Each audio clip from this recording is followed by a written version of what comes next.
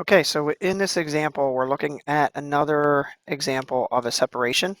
So here we have a 0.02 kilogram bullet fired from a 2.0 kilogram rifle, and the bullet exits at 500 meters per second. The question is, what is the recoil velocity of the rifle? So we know that the bullet and the rifle both start from rest, and then they separate in opposite directions. So let's write down what we know. So we know that the mass of the bullet is 0.02 kilograms. We know that the mass of the rifle is 2.0 kilograms. We know that the bullet exits at 500 meters per second, so that's V1, the velocity of the bullet.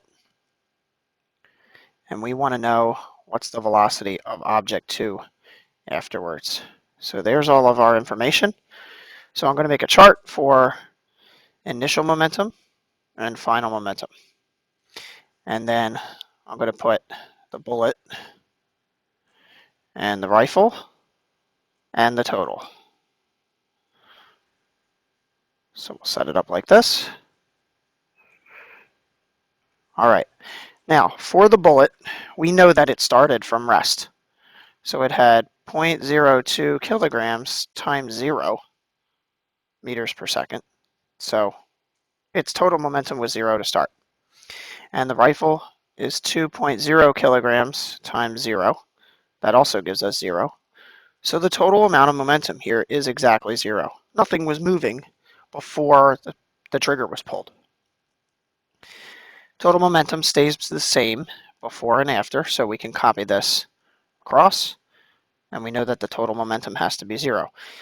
And if you think about it, that makes sense, because the bullet's going to move in one direction, and the rifle's going to move in the opposite direction. Okay, so afterwards, the bullet has a mass of 0.02 kilograms, and its velocity is 500 meters per second. So 0.02 times 500 gives us 10. So it has 10 units of momentum. And the rifle has a mass of 2.0 kilograms. And it's moving at some speed we don't know, v2. And these two have to add up to exactly 0. So I'm going to turn that column here into an equation. And I'll try to squeeze it in on the board here. So I have 10 plus 2v2, because that's what that is, equals 0. 10 plus 2 times v2 equals 0. We can bring the 10 over to the other side by subtraction. So we have 2 times v2 equals negative 10. And then divide both sides by 2. Negative 10 over 2 gives me negative 5. So v2 equals negative 5 meters per second. The reason it's negative is because it's moving in the opposite direction. It kicks backwards.